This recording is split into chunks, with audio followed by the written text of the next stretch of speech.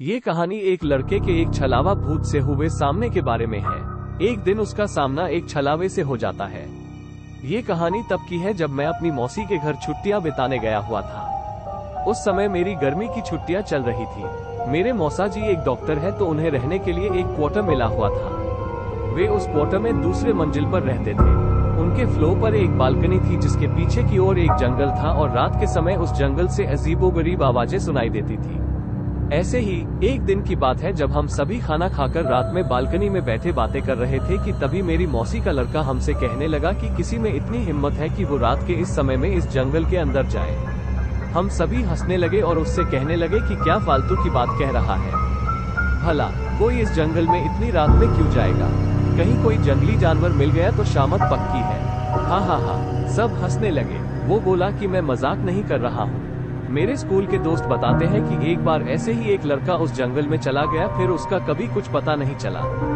गांव के लोग बताते हैं कि उस लड़के को अपने पिता के जंगल में बुलाने की आवाज आई थी और वो उनकी आवाज के पीछे पीछे उस जंगल में चला गया और फिर कभी किसी ने उसे नहीं देखा।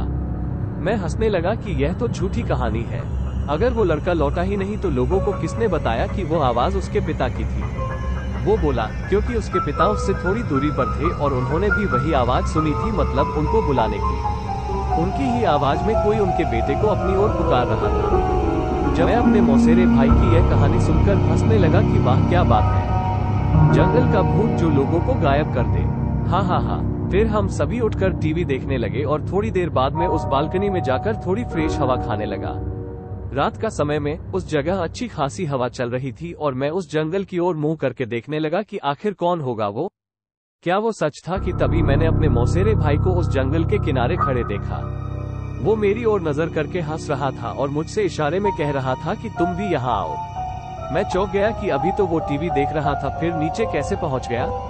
मैंने पीछे मुड़कर देखा, वहाँ वो नहीं था, तो मुझे लगा कि शायद ये नीचे चला गया है और मुझे भी नीचे बुला रहा है।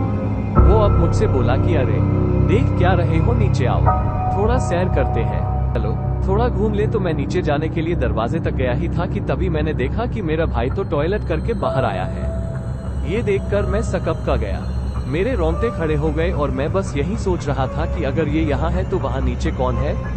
मैं उससे बोला कि तुम तो नीचे थे, इस बाथरूम में कब आए। वो बोला कि मैं तो यही था, मैं तो बाथरूम गया ही नहीं। तुम क्या बोल रहे हो।